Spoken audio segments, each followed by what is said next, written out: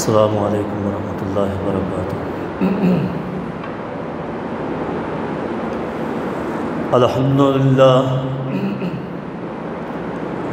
الحمدللہ وحدہ والصلاة والسلام علی من لا نبی بعدہ، نحمدہ ونستعینہ ونستغفرہ ونعوذ باللہ من شرور انفسنا وسیئات اعمالنا، من یہدہ اللہ فلا مضل لہ ومن یضلل فلا ہادی لہ، اشہد ان لا الہ الا اللہ وحدہ لا شریک لہ، واشہد ان سیدنا و نبینا محمدا عبدہ ورسولہ، ارسلہ بالحق بشیرا ونذیرا وداعیا الی اللہ باذنہ وسراجا منیرا، اما بعد فإن أصدق الكلام كلام الله، وأحسن الهدي هدي محمد صلى الله عليه وسلم، وشر الأمور محدثاتها وكل محدثة بدعة وكل بدعة ضلالة وكل ضلالة في النار۔ من اطاع اللہ ورسولہ فقد رشد واہتدی، ومن عصى اللہ ورسولہ فقد ضل وغوی۔ اعوذ باللہ من الشیطان الرجیم، بسم اللہ الرحمن الرحیم۔ ما افاء اللہ علی رسولہ من اہل القرى فللہ وللرسول ولذی القربى والیتامی والمساکین وابن السبیل کی لا یکون دولۃ بین الاغنیاء منکم، وما آتاکم الرسول فخذوہ وما نہاکم عنہ فانتہوا واتقوا اللہ ان اللہ شدید العقاب۔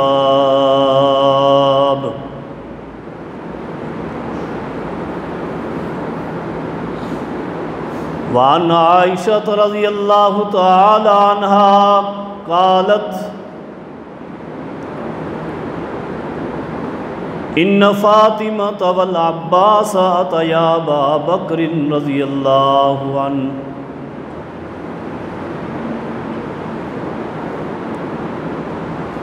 فسالا عن میراثہما ارضہ من فدک و خیبر، فقال ابو بکر رضی اللہ عنہ سمعت رسول اللہ صلی اللہ علیہ وسلم یقول لا نورث ما ترکنا فہو صدقہ، او کما قال صلی اللہ علیہ وسلم۔ مختصر حمد و ثناء اور درود و سلام کے بعد میں دعا گو ہوں کہ اللہ رب کریم مجھے حق گوئی کی توفیق عطا فرمائے۔ اللہ رب کریم سے التجا ہے کہ کائنات کا رب مجھے اور آپ جمیع ساتھیوں کو دین حق کی فہم اور اس پر عمل پیرا ہونے کی توفیق عطا فرمائے۔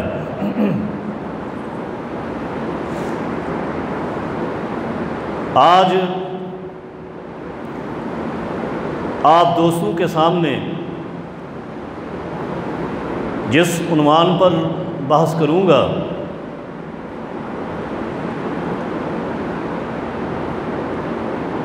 وہ عنوان باغ فدق کے حوالے سے معروف ہے۔ اکثر آپ ساتھیوں کے ساتھ بھی یہ معاملہ پیش آیا ہوگا کہ آپ سے بارہا یہ سوال پوچھا جائے گا، پوچھا جاتا بھی ہے کہ رسول اکرم صلی اللہ علیہ وسلم کی وفات کے بعد آپ کا جو خیبر کے علاقے میں باغ فدق تھا وہ وراثت کے طور پر آپ کی بیٹی سیدہ فاطمہ الزہرا رضی اللہ عنہا کو کیوں نہیں دیا گیا؟ اور پھر اسی حوالے سے رسول اکرم صلی اللہ علیہ وسلم کے شاگردان محترم اور آپ کے عظیم صحابہ کرام کی گستاخی بھی کی جاتی ہے۔ آج انشاءاللہ العزیز اللہ کے فضل و کرم سے آپ ساتھیوں کے سامنے اس مسئلے کی انشاءاللہ العزیز ایسی وضاحت کروں گا کہ انشاءاللہ آج کے بعد کوئی شخص آپ پر یہ اعتراض نہیں کر سکے گا، آپ اس کو اس اعتراض کا جواب ضرور دے سکیں گے۔ میں انشاءاللہ اس مسئلے کو کئی رخ سے آپ کے سامنے واضح کروں گا۔ اگر مکمل باتیں یاد نہ رہیں تو آخر میں انشاءاللہ العزیز ایک اہم نقطہ بیان کروں گا۔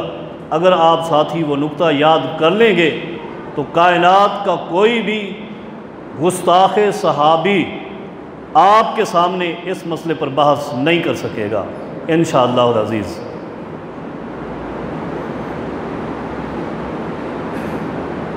حضرات کا ایک مجتہد ہے، عالم ہے، جسے ملا باقر مجلسی کہا جاتا ہے۔ اس نے اپنی ایک فارسی کی کتاب جلاء العیون کے اندر لکھا ہے کہ جناب محمد الرسول اللہ صلی اللہ علیہ وسلم کی وفات مبارک کے بعد اللہ تعالیٰ مجھے معاف فرمائے، نعوذ باللہ، اس نے کہا کہ کچھ ظالموں نے نبی اکرم صلی اللہ علیہ وسلم کی بیٹی سے ان کی وراثت کو غصب کر لیا، چھین لیا، اور ساتھ لکھا کہ وجہ یہ تھی ان ظالموں نے یہ باغ اس لیے چھینا تاکہ سیدنا علی رضی اللہ عنہ اور ان کا گھرانہ مفلس، فقیر اور محتاج ہو جائیں، تاکہ دنیا کا کوئی شخص ان کی طرف نظر اٹھا کر نہ دیکھے اور یہ امارت اور خلافت کے منصب پر نہ آ سکیں۔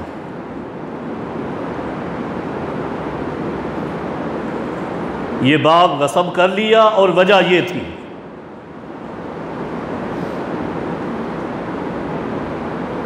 اس مسئلے کو سمجھانے کے لیے میں کئی ایک نکات پہ بات کروں گا۔ پہلا نقطہ یہ ہے کہ ہمارا یہ سوال ہے کہ یہ جو خیبر کے علاقے میں نبی علیہ السلام کا یہ جو باغ تھا، فدق نامی باغ، جس کو فدق بھی کہا جاتا ہے اور فدق بھی کہا جاتا ہے، سوال یہ ہے کہ کیا یہ باغ نبی مکرم صلی اللہ علیہ وسلم کا ذاتی باغ تھا؟ جو کسی شخص کی ذاتی ملکیت ہوتی ہے، جب وہ دنیا سے چلا جاتا ہے تو اس کے ورثاء میں وہ تقسیم ہوتی۔ قرآن کریم اس مسئلے کی وضاحت کرتا ہے، جو آیت میں نے آپ کے سامنے تلاوت کی ہے، کہ یہ باغ مال غنیمت، مال فے میں سے تھا۔ مال فے، جنگ کے وقت مال جو ملے جنگ کر کے اس کو مال غنیمت کہتے ہیں، اور بغیر لڑائی کے اگر صلح کے ذریعے کوئی شخص اپنا مال چھوڑ دے کفار میں سے تو اس کو مال فے کہتے ہیں۔ اور مال فے نبی علیہ السلام کا ذاتی مال نہیں ہے۔ اور کسی بھی حاکم وقت کی جب کسی سلطنت پر حکومت ہوتی ہے تو وہ سلطنت اور اس کا موجودہ رقبہ اس کا ذاتی رقبہ نہیں ہوتا، اس کی حکومت کے اختتام کے بعد اس کے بعد میں آنے والے حاکم کے تحت وہ چلا کرتا ہے۔ یہ آپ کا ذاتی رقبہ نہیں تھا، ذاتی باغ نہیں تھا، اس لیے اس کا قانون اللہ رب کریم نے وضع کیا ہے، ما افاء اللہ علی رسولہ من اہل القری فللہ وللرسول، ان بستیوں سے جتنا باغ ملا یہودیوں کی بستیوں سے یہ اللہ اور اس کے رسول کا تھا، اس لیے کہ بغیر جنگ کے یہ مال ملا تھا۔ اور پھر یہ تقسیم کہاں ہوتا؟ فرمایا وَلِذِي الْقُرْبَى وَالْيَتَامَى وَالْمَسَاكِينِ وَابْنِ السَّبِيلِ، یہ قریبی رشتہ دار جو غریب ہوں، مسکین ہوں، یتیم ہوں، یہ ان کا حق ہے۔ اور نبی اکرم صلی اللہ علیہ وسلم اپنی پوری زندگی اس باغ سے اپنے گھر والوں کا صرف خرچہ لے لیا کرتے تھے، اس کے علاوہ باقی سارے کا سارا اللہ کے نام پر صدقہ کر دیا کرتے تھے، اس لیے کہ یہ صدقہ ہے۔ اور اس کے اپنے گھریلو خرچے میں سے بھی اللہ کے پیغمبر دوبارہ اللہ کے راستے میں خرچ کر دیتے۔ آپ کی زندگی میں یہی رہا۔ تو پہلا نقطہ یہ ہے کہ یہ مال نبی علیہ الصلوۃ والسلام کا اپنا نہیں تھا، ذاتی نہیں تھا کہ کوئی شخص سوال کرے کہ سیدہ فاطمہ کو کیوں نہیں ملا رضی اللہ عنہا۔ یہ آپ کا مال ہی نہیں ہے، یہ سلطنت کا مال ہے، حکومت کا ہے، اور جو حاکم ہوگا وہی اسی چلائے۔ یہ تو قرآن کریم کا اصول تھا۔ میں انشاءاللہ کوشش کروں گا انہی کی کتابوں سے حوالے دوں۔ آئیے، کلینی مجتہد جس نے کتاب لکھی ہے الکافی، جس کے بارے میں ان کا اپنا قول ہے کہ ہیا کافن لشیعتنا، شیعوں کے عقیدے اور عمل کے لیے صرف یہی ایک کتاب کافی ہے، باقی کوئی بھی کتاب نہ ہو، اسی سے عقیدہ اور عمل لیں، ان کی زندگی کے لیے کافی ہے۔ وہ کتاب اس میں کلینی نے لکھا ہے، اور کس کا قول لکھا ہے؟ امام جعفر الصادق رحمہ اللہ کا، جن کے نام پر مذہب کی بنیاد رکھی ہے فقہ جعفریہ، انہی کا قول۔ وہ فرماتے ہیں الانفال ما لم یوجف علیہ من خیل ولا رکاب او قوم صالح او قوم دعوہم بایدیہم، کہ مال فے اور مال انفال جو لڑائی کے بغیر صلح کے ذریعے مل جائے، فَهُوَ لِرَسُولِ اللَّهِ صلی اللہ علیہ وسلم، سب سے پہلے وہ مال اللہ کے پیغمبر کا ہوتا ہے، اور آگے فرماتے ہیں ہوبا من بعدہ للامام من بعدہ یضعہ حیث یشاء، اللہ کے پیغمبر جب دنیا سے چلے جائیں گے، آپ کے بعد جو امت کا خلیفہ ہوگا وہ اس مال کا مالک بنے گا، جہاں چاہے گا خرچ کرے گا، جہاں چاہے گا وہی خلیفہ وقت خرچ کرے گا۔ یہ کون کہتا ہے؟ کلینی مجتہد اپنی کتاب الکافی میں کہتا ہے۔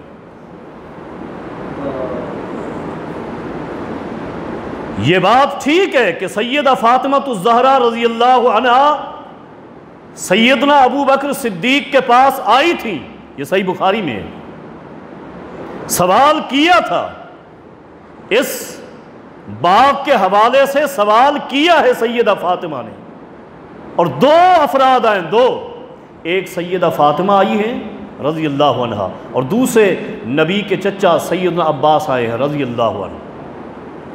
یہ دونوں آئے ابو بکر صدیق کے پاس رضی اللہ عنہ، اور آ کر کہنے لگے کہ اللہ کے پیغمبر صلی اللہ علیہ وسلم فوت ہو گئے، اور یہ باغ فطر آپ کا باغ تھا، لہذا ہم اپنی وراثت کا حصہ مانگنے کے لیے آئے ہیں، وراثت کا حصہ مانگنے کے لیے آئے۔ سیدنا ابو بکر صدیق رضی اللہ تعالیٰ عنہ نے تاریخی جملہ ارشاد فرمایا سنو، آپ اپنی وراثت مانگنے کے لیے آئے ہو، میں نے اللہ کے رسول سے سنا تھا، سمیعت النبی صلی اللہ علیہ وسلم، میں نے اللہ کے پیغمبر سے سنا تھا، آپ نے فرمایا تھا لا نورث ما ترکنا فہو صدقۃ، جب کوئی اللہ کا نبی دنیا سے چلا جاتا ہے، فوت ہو جاتا ہے، وہ اپنا ورثہ اور ترکہ نہیں چھوڑتا، جو کچھ اس کے گھر میں موجود ہو، اس کی ملکیت میں موجود ہو، وہ اللہ کے راستے میں صدقہ کر دیا جاتا ہے۔ اس لیے سنو، آپ دونوں اللہ کے پیغمبر کے قریبی رشتہ دار ہو، سنو، اگر پیغمبر کی یہ حدیث نہ ہوتی تو سنو، واللہ لقرابۃ رسول اللہ صلی اللہ علیہ وسلم احب ان اصل من قرابتی، میں اپنے قریبی رشتہ داروں سے بڑھ کر محبت محمد کے قریبی رشتہ داروں سے کرتا ہوں۔ اگر یہ حدیث نہ ہوتی تو میں سب سے پہلے آپ کو یہی باغ دیتا، آپ کو یہ باغ دیتا۔ دونوں چلے گئے۔ حدیث کا معنی غلط کر کے لوگوں کے سامنے پیش کیا جاتا ہے کہ فلم تکلمہ حتی ماتت، کہ سیدہ فاطمہ جب تک زندہ رہی کبھی ابو بکر صدیق سے گفتگو نہیں کی، نہیں، ناراض ہو گئی، نہیں، یہ بات ہی غلط ہے۔ سیدہ فاطمہ الزہرا، حدیث کو غور سے پڑھیے، اس جواب کے بعد ابو بکر صدیق سے ایسے راضی ہوئی کہ اس مسئلے میں اپنی پوری زندگی ابو بکر سے دوبارہ سوال ہی نہیں کیا۔ سوال کر لیا تھا، علم نہیں تھا۔ ابو بکر نے پیغمبر کی حدیث سنا لی، علم آ گیا، پھر پوری زندگی فاطمہ الزہرا نے ابو بکر صدیق سے کبھی اس باغ کے حوالے سے سوال نہیں کیا۔ اب ہمارا دوسرا سوال یہاں یہ بھی ہے کہ اللہ کے پیغمبر صلی اللہ علیہ وسلم کی جب وفات ہوئی، اگر یہ باغ تھا بھی تو کیا اس کے وارث صرف یہ دو تھے، سیدہ فاطمہ الزہرا اور سیدنا عباس رضی اللہ عنہما؟ یہ دو وارث تھے؟ نبی کی 9 بیویاں جو آپ کے گھرانے میں بیٹھی ہیں، ان کی وراثت کا کیا بنے گا؟ ان کی وراثت ہے؟ اگر معاذ اللہ ابو بکر صدیق رضی اللہ تعالیٰ نے یہاں غلطی کی ہے کہنے کے مطابق، تو پھر ابو بکر صدیق رضی اللہ عنہ کی بیٹی سید عائشہ کا حصہ بھی ہے۔ سیدنا عمر نے اگر ایسا کیا ہے تو ان کی بیٹی سیدہ حفصہ کا حصہ بھی ہے رضی اللہ عنہ، اور ایسا ہوا بھی کیونکہ وہ بھی وارث ہیں۔ صحیح بخاری اٹھائیے، صحیح بخاری میں ہے، سیدنا عروہ فرماتے ہیں نبی کی ساری بیویوں نے نبی کی وفات کے بعد صلی اللہ علیہ وسلم سیدنا عثمان غنی کو بلایا تھا رضی اللہ عنہ، صحیح بخاری، اور کہنے لگی کہ عثمان ابو بکر کے پاس جاؤ اور جا کر کہو کہ یسألنہ سمنہن، پیغمبر کی بیویاں ابو بکر سے سوال کرتی ہیں، اس باغ سے بیویوں کو بھی 8واں حصہ ملے گا، وہ بھی ان کو دے دیا جائے۔ کسے کہا؟ سیدنا عثمان۔ توجہ سے سننی ہے، ایک ایک بات آپ نے توجہ سے سننی ہے۔ سیدنا عثمان کو بھیجا کہ جاؤ، ہمارا 8واں حصہ سمن بنتا ہے، لے کے آؤ۔ سیدنا عثمان جانے ہی لگے تھے، قربان جائیں ام المؤمنین سید عائشہ رضی اللہ تعالی عنہا نے فرمایا تھا تمام امہات المؤمنین سے، الا تتقین اللہ، تمہیں اللہ کا ڈر نہیں آتا؟ الم تعلمنا، کیا تمہارے علم میں یہ حدیث نہیں ہے ان رسول اللہ صلی اللہ علیہ وسلم قال لا نورث ما ترکنا فہو صدقہ، کہ جب پیغمبر دنیا سے چلا جائے اس کا ترکہ اللہ کے نام کا صدقہ ہوتا ہے، وراثت نہیں ہوتی۔ سید عائشہ کے جملے سن کر، سید عائشہ کی زبانی اللہ کے پیغمبر کی حدیث سن کر امہات المؤمنین نے سیدنا عثمان کو منع کر دیا۔ سوال کرنے نہیں گئے، سوال کرنے نہیں گئے۔ یہی روایت صحیح بخاری میں ایک طویل روایت ہے، آگے پڑھیے، یہ روایت چلتی ہے آگے جا کر اسی روایت کے الفاظ ہیں فَقَالَتْ هَذِهِ صَدْقَةٌ بِيَدِ عَلِيٍّ رضی اللہ عنہ۔ ایک وقت آیا جب خلافت آئی سیدنا علی مرتضیٰ کی، یہی باغ آ گیا تھا سیدنا علی مرتضیٰ کے ہاتھوں میں، یہی باغ چلتا چلتا ابو بکر صدیق، عمر فاروق، عثمان غنی رضی اللہ عنہم سے ہوتا ہوا آ گیا تھا علی مرتضیٰ کے پاس رضی اللہ عنہ۔ اب حدیث صحیح بخاری کی پڑھیے، فَمَنَعَ عَلِيٌّ الْعَبَّاسَ سیدنا علی رضی اللہ تعالیٰ نے نبی کے چچا عباس کو اس باغ سے دور رکھا۔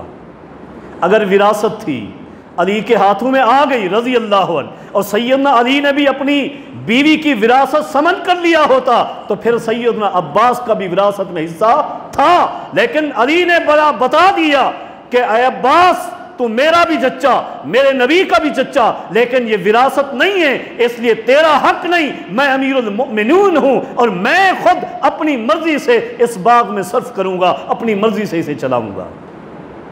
سیدنا علی کے ہاتھوں رہا۔ سیدنا علی کے بعد اس امت کی خلافت کس کے ہاتھوں آئی ہے؟ کون خلیفہ بنا ہے؟ صحیح بخاری یہی پڑھیے، فرمایا ثم بیاد حسن ابن علی، 6 مہینے جو سیدنا حسن نے خلافت کی ہے یہ باغ سیدنا حسن کے پاس رہا۔ سیدنا حسن کے بعد خلافت امیر معاویہ کے پاس چلی گئی رضی اللہ عنہ، لیکن امیر معاویہ کی محبت دیکھیں، انہوں نے یہ باغ نہیں لیا۔ صحیح بخاری ثم بیاد حسین ابن علی، یہ باغ جب تک سیدنا حسین زندہ رہے سیدنا حسین کے پاس رہا ہے، یہ باغ ان کے پاس رہا، لیکن وراثت نہیں۔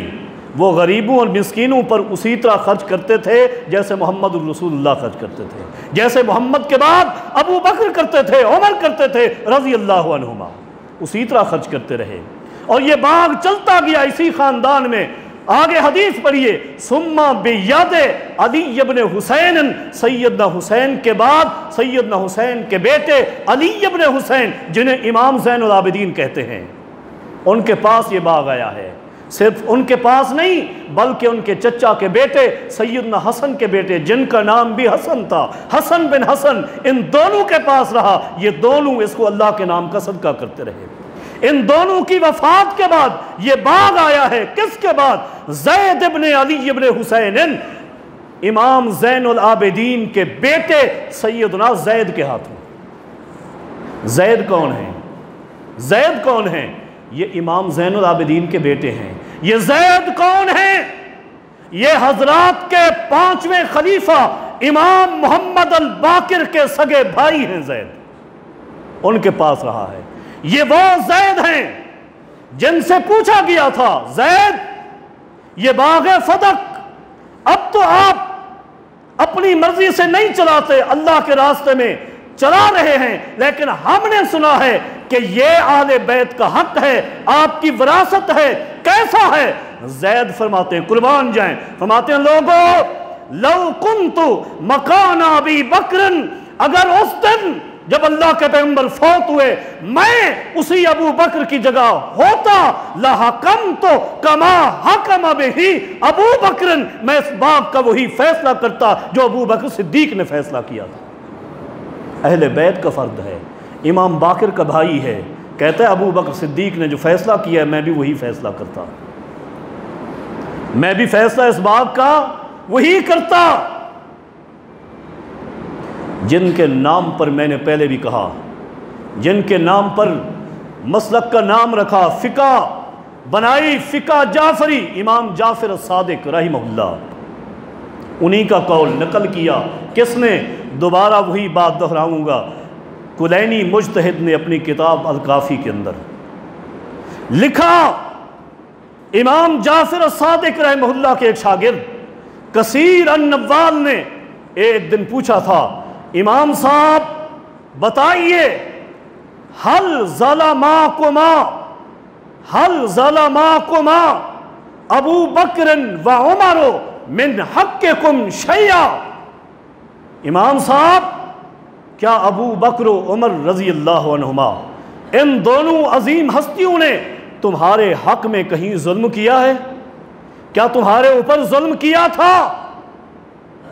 قربان جائیں، امام جعفر الصادق رحمہ اللہ فرماتے ہیں امام صاحب ویسے کہہ دیتے ہمیں اعتبار تھا، سچ بولتے تھے، لیکن قربان جائیں قسم اٹھا کر فرمایا والذی انزل القرآن والذی انزل الفرقان علی عبدہ لیکون للعالمین نذیرا، اس ذات کی قسم جس نے اپنے پیغمبر پر اس قرآن کریم کو نازل کیا ہے، ما ظلمانا من حقنا شیئا، ابو بکر و عمر نے ہمارے حق میں سے کچھ بھی ظلم نہیں کیا، من مسقال خردلۃ، ایک رائی کے دانے کے برابر بھی ہمارا حق نہیں مارا، کوئی ظلم نہیں کیا۔ کون کہتے ہیں؟ امام جعفر صادق رحمہ اللہ فرماتے ہیں کوئی ظلم نہیں کیا۔ کثیر النوال شاگرد پوچھتے ہیں استاد جی شیخنا پھر فرمائیے افاتولاہما، کیا پھر میں ابو بکر و عمر سے محبت کروں؟ میں ابو بکر و عمر سے محبت کروں؟ امام صاحب فرماتے ہیں تولاہما فی الدنیا والآخرہ، دنیا و آخرت میں جا ابو بکر و عمر سے محبت کرتا رہے، فما اصابک ففی عنقی، اگر قیامت کے دن رب تجھ سے یہ پوچھ لے کہ ابو بکر و عمر کی محبت تیرے دل میں اتنا کیوں تھی، تجھے کوئی نقصان پہنچنے لگے قیامت کے دن، تیرا وہ گناہ اللہ سے کہہ دینا میری گردن پر رب رکھ دے۔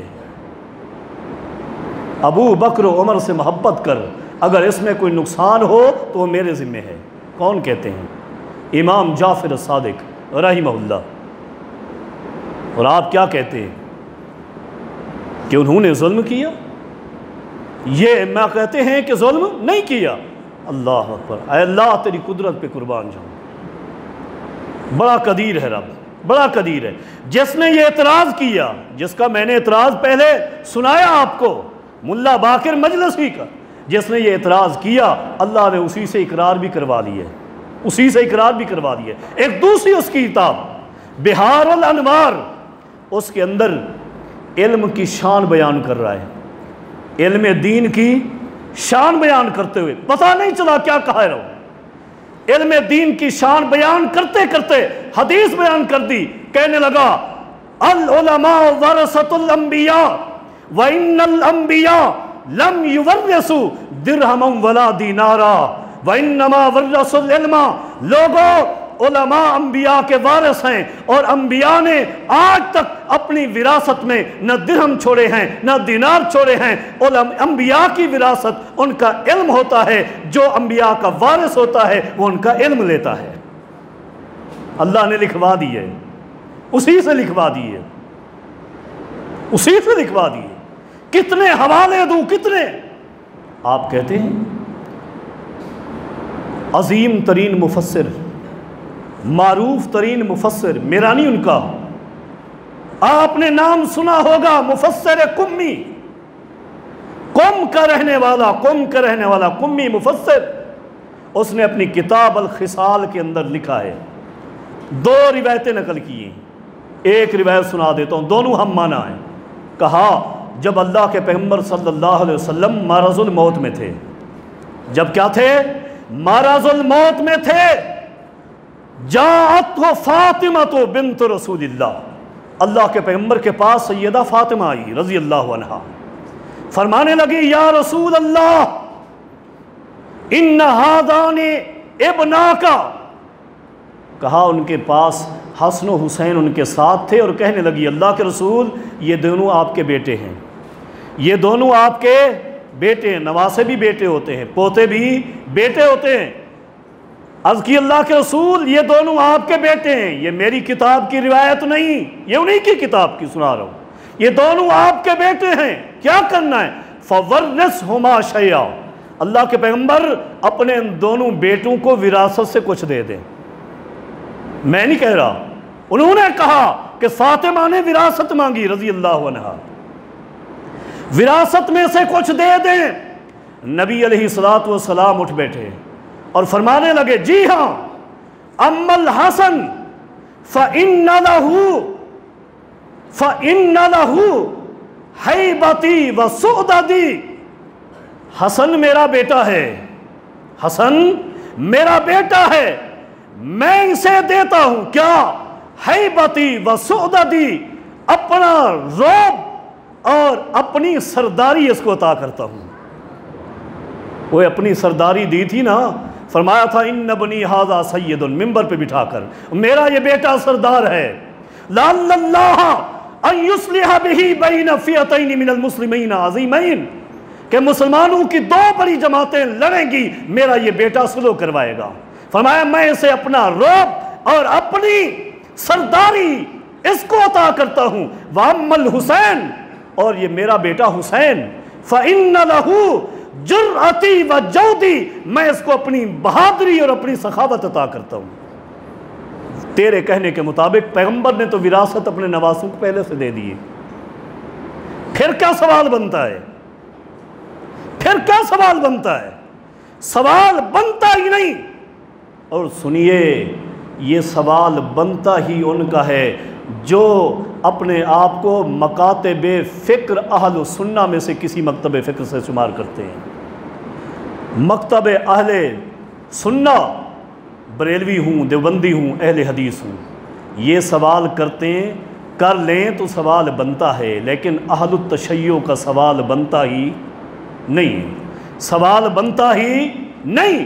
میں نے پہلے عرض کی تھی، آخر میں ایک نقطہ سمجھاؤں گا، یاد کر لیں، ابھی اس سوال کو یاد کر لیں۔ اور میرا یہ چیلنج ملتان کے نہیں، پنجاب کے نہیں، پاکستان کے نہیں، پوری کائنات کے شیعہ علماء کو میرا یہ چیلنج ہے، جاؤ ایک بھی شیعہ عالم اپنی کسی معتبر کتاب میں سے جو ان کے کسی فقیہ نے لکھی ہو یا کسی محدث نے لکھی ہو، اس سے فقہ کی ایک عبارت یا ایک حدیث لے کر آ جائے کہ جس حدیث میں یا فقہی عبارت میں یہ ہو کہ جب کوئی شخص فوت ہو جائے، اس مرنے والے کے ورثاء میں سے بیٹی ہو، بہن ہو، کوئی بھی عورت ہو، اس کی زمین یا اس کے باغ کی وارث بن سکتی ہے، آج سے اس منبر پہ چڑھنا چھوڑ دوں گا۔ دکھا دو ایک حوالہ، ورنہ مانو میں تمہاری کتاب کا حوالہ دیتا ہوں، تمہاری کتاب کا۔ یہی کلینی مجتہد اپنی اصول کافی کے اندر جس کے بارے میں کہا کہ تمام شیعہ برادری کے لیے کافی ہے، یہی لکھتا ہے النساء، کس کا قول ہے یہ بھی بتا دوں، قول بھی امام جعفر الصادق کا لکھتا ہے، قول بھی امام جعفر الصادق کی طرف منسوب کر کے لکھتا ہے جن کے نام پر فقہ ہے۔ فرمایا النساء لا یرثن من الارض ولا من العقار شیئا، مرنے والے کی وراثت زمین میں ہو یا غیر منقولہ چیز ہو، کوئی عورت اس کی وارث نہیں بن سکتی۔ حوالہ غلط ہو منبر پہ نہیں چڑھوں گا، حوالہ چیک کر، امام جعفر صادق کا قول کہ کوئی عورت وارث نہیں بن سکتی، اور یہ باغ غیر منقولہ چیز ہے اور زمین ہے۔ تیرے اپنے مسلک کے مطابق یہ سوال سیدہ فاطمہ الزہرا کا بنتا ہی نہیں ہے، بنتا ہے تو دلیل دے۔ اگر کوئی سنی مکتب فکر سے سوال کرے، ان کے ہاں عورتیں بھی وارث بنتی ہیں، زمین کی بھی، باغات کی بھی، ہمارے ہاں عورتیں وارث بنتی ہیں، نبی کے ترکے کا اختصاص ہے، مسئلہ الگ ہے، ہم سوال نہیں کرتے، ہم حدیث کو بھی اللہ کی وحی مانتے ہیں جس طرح قرآن کو اللہ کی وحی مانتے ہیں، لیکن آپ نہیں مانتے تو اپنی کسی حدیث کی کتاب سے ایک حدیث سندن بیان کر دیں کہ عورت بھی اپنے کسی بڑے کی وارث زمین میں بنتی ہے، مان لیں گے، منبر پہ نہیں چڑھوں گا، نہیں پیش کر سکتے، آج کے بعد یہ اعتراض نہ کیا کریں، یہ اعتراض فساد ہے، یہ غلط ہے، میرے پیغمبر کے دوستوں کی شان میں گستاخی ہے۔ غاصب نہیں تھے پیغمبر کے دوست، پیغمبر کے اہل بیت سے محبت کرنے والے تھے، پیغمبر کے اہل بیت سے محبت کرنے والے تھے۔ علی مرتضیٰ نے فرمایا تھا رضی اللہ عنہ، جب خلافت ملی یہی باغ آیا تھا، صحیح بخاری اٹھائیے، علی مرتضیٰ نے فرمایا تھا لوگو لم اغیر منہ شیئا، میں اس باغ میں وہی عمل کروں گا جو ابو بکر صدیق کرتے تھے، اس میں ایک ذرا برابر بھی میں تبدیلی نہیں کروں گا، وہی عمل کروں گا۔ رہی دوسری بات ابتدا میں عرض کر چکا ہوں، دوبارہ دہرا دیتا ہوں کہ ملا باقر مجلسی نے جلاء العیون میں لکھا ہے کہ رسول اکرم صلی اللہ علیہ وسلم کی وفات مبارک کے بعد ابو بکر صدیق رضی اللہ تعالیٰ عنہ کا نام لے کر کہا کہ اس ظالم نے نبی علیہ الصلوۃ والسلام کے باغ فدق پر قبضہ کر لیا تھا، اور سیدہ فاطمہ الزہرا کو نہیں دیا، اور قبضہ اس لیے کیا تاکہ سیدنا علی اور ان کا گھرانہ کمزور اور مفلس بن جائیں، لوگ ووٹ ان کو نہ دینے لگ جائیں۔ کیا وہ خلفاء آج کے حکمرانوں کی طرح تھے؟ نہیں، پاکیزہ لوگ تھے، وہ تو سب تن پاک تھے، سارے کے سارے پاک، محبوب کے تیار کردہ شاگرد سارے کے سارے پاک۔ اولئک هم المفلحون، اولئک هم الراشدون، اولئک هم المفلحون، وہ تو سارے کامیاب ہیں۔ کہا اس لیے کمزور کیا تاکہ ان کے پاس مال نہ ہو، لوگ ان کے ساتھ نہ بیٹھیں، ان کے پاس نہ جائیں، یہ غریب رہیں، فقیر رہیں، اور حکومت ہمیں ملی رہے، حکومت ہمیں ملی رہے۔ اس کے لیے صرف ایک بات عرض کر کے بات کو ختم کروں گا، اپنی کسی کتاب کے حوالے سے نہیں، اپنی کسی کتاب کے حوالے سے بھی نہیں، انہی کی کتاب کے حوالے سے مجتہد کلینی نے فروع کافی کے اندر لکھا ہے پہلی جلد میں کہ جب اللہ کے پیغمبر صلی اللہ علیہ وسلم اس دنیا فانی سے رخصت ہوئے، فوت ہوئے، اس باغ فدق کے علاوہ فاطمہ الزہرا کے نام پر 7 باغ وقف تھے۔ کتنے؟ 7 باغ وقف تھے، 7۔ میری کسی کتاب میں نہیں، انہی کی کتاب میں نام بھی لکھا، کہا ایک باغ دلال نام کا، دوسرا عوف، تیسرا حسنی، چوتھا صافیہ، پانچواں مالام ابراہیم، اور چھٹا مسیب، اور 7واں برکہ۔ یہ 7 باغ، کتنے؟ 7 باغ کس کے نام پر وقف تھے؟ سیدۃ النساء اہل الجنہ فاطمہ بنت محمد الرسول اللہ صلی اللہ علیہ وسلم۔ کتنے باغ تھے؟ 7 باغ تھے۔ کوئی عقل سے سوچے، کوئی عقل سے سوچے، اتنا بھی عقل کا اندھا کوئی نہیں ہوگا کہ جس ہستی کے پاس 7 باغ ہیں وہ فقیر ہے، وہ محتاج ہیں۔ ایک باغ نہ ملنے سے پوری دنیا امت مسلمہ نبی کے ان اقربا کو چھوڑ جائے گی؟ نہیں، مالدار تھے، آپ کہتے ہیں مالدار تھے، اور کیسے مالدار تھے؟ آپ نے کہا 7 باغ تھے۔ کتنے؟ 7 باغ، حوالہ بھی یاد رکھیں، 7 باغ، نام یاد ہو جائیں تو بہتر، دلال، عوف، حسنی، صافیہ، مالام ابراہیم، مسیب، برکہ، یہ 7 باغ ہیں۔ یہ فقیر نہیں ہیں، غریب نہیں ہیں، محتاج نہیں ہیں، اور علی مرتضیٰ رضی اللہ تعالیٰ عنہ، اللہ تعالیٰ ان پر کروڑوں رحمتوں کی بارش فرمائے، اللہ اپنے پیغمبر کے تمام صحابہ پر رحمتوں اور برکتوں کی برکھا برسائے۔ اللہ رب کریم ہم سب کو پیغمبر کے صحابہ کے ساتھ محبت کرنے کی توفیق عطا فرما دے۔ اقول قولی ھذا استغفر اللہ لی ولکم ولسائر المسلمین۔